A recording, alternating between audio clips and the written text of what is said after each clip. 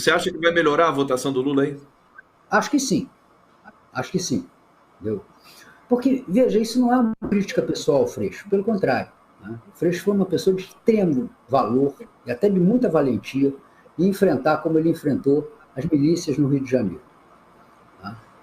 O problema é o seguinte, o Freixo não tem o talhe de candidato majoritário, não é a primeira candidatura majoritária do Freixo, tá? E não é a primeira vez que o mapa eleitoral dele se desenha com uma expressiva vitória nas áreas de classe média alta, de classe média já nem tão alta da cidade, e é um desastre, né, na região da Penha, na Zona Oeste. Né? Não é só a milícia, não é só o tráfico controlando essas zonas que provoca isso. É uma falta de empatia do morador dessas regiões com Marcelo Freixo, e isso não é um demérito do Freixo, isso é uma característica. Isso é uma característica. Ninguém é obrigado a ter características que o façam empolgar multidões excluídas. Ninguém é obrigado. Isso não é uma coisa que a pessoa escolha, muito menos que a pessoa treine para ser. Não é da natureza do Freixo. O Rodrigo Neves também não é assim. Né? Mas ele opera numa cidade, né, com um perfil de classe média majoritário. Niterói é uma cidade essencialmente de classe média, e ele se desempenhou muito bem, como como Marcelo Freixo se desempenhou bem na Zona Sul e na Zona Norte, ali pela Tijuca, etc., do Rio de Janeiro. Tiveram excelente desempenho os dois nesses locais. Mas se você olhar para São Gonçalo, o Rodrigo Neves também não comoveu ninguém. Se você olhar para a Baixada, muito menos. Então, eu acho que essa explicação do Paes, apesar de fazer sentido, né, porque dois são sempre mais que um, apesar dela fazer sentido, ela é insuficiente para a gente entender o que aconteceu no Rio de Janeiro. O Rio de Janeiro está carente de lideranças populares. Olha, Gustavo, a minha grande alegria vendo esse ato lá no complexo do Alemão, que o bolsonarismo tentou com seu racismo, com seu segregacionismo com o pobre, caracterizar como um ato de bandido, foi ver aquelas jovens lideranças tomando a frente das coisas e produzindo um ato de extremo sucesso.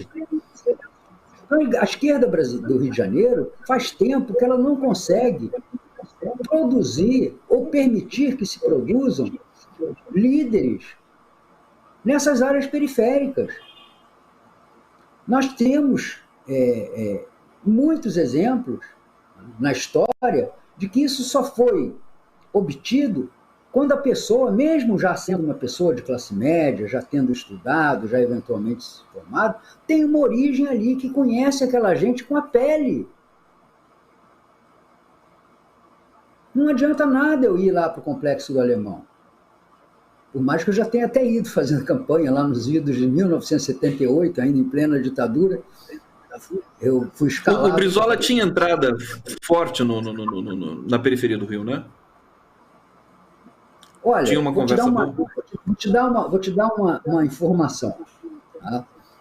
Tinha uma urna em Santa Cruz, na zona oeste do Rio de Janeiro, na eleição do Darcy contra o Moreira Franco, que o Darcy teve todos os votos da urna, todos. A Zona Oeste era a praça forte do Brizola. A Zona Oeste era a região. E, ao contrário, ele perdia aqui em Copacabana, Ipanema, né? Perdia. Porque ele não agradava gregos e goianos. O problema do Freixo é que o Freixo, e com todo merecimento, agrada os goianos, mas os gregos continuam lá na Zona Oeste.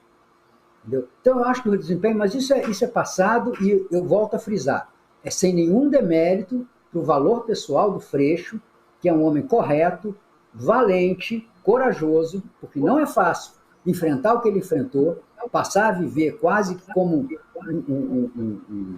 um alvo de balas, por ter enfrentado a milícia no Rio de Janeiro, mas a questão política não foi resolvida. Acho que o Lula vai melhorar no Rio de Janeiro, acho que ele pode praticamente empatar com o Bolsonaro.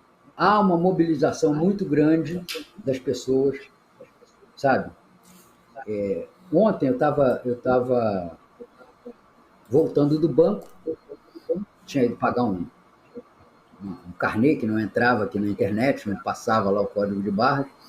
E na saída, eu estava com um adesivo do Lula colado no peito, e veio uma senhorinha modesta, já bem de idade, com o rosto marcado pelas rugas, né, da história, e ela veio e segurou na minha mão, Gustavo. Ah, moço, obrigado por você estar ajudando o Lula. Ela não estava falando do blogueiro, nada disso, ela estava falando do cara que estava com adesivo no peito. Eu estou com tanto medo. E aí eu fiz as honras de estilo e procurei injetar confiança nela, etc. Mas esse tipo de coisa, das pessoas te abordando na rua. Porque as pessoas estão com medo de que o Brasil deslize definitivamente para um regime autoritário, ditatorial, antipopular, obscurantista, selvagem, e tudo mais que a gente puder dizer dos riscos que esse homem representa para a nação. Veja, ele ganhou em 2018, mas ainda ganhou com um país estruturado. Agora não. Agora Bolsonaro ganhará com um país em relação ao qual ele pode dizer: vocês sabiam que eu ia implantar uma ditadura, o povo votou pela ditadura, o povo votou para me dar todo o poder, o povo votou para me transformar no Deus feito homem na terra. É isso. É isso. Entendeu? Então, acho que as pessoas em 2018 assinaram um vale para o Bolsonaro. Agora elas estão assinando uma procuração, transferindo todos os poderes para eles.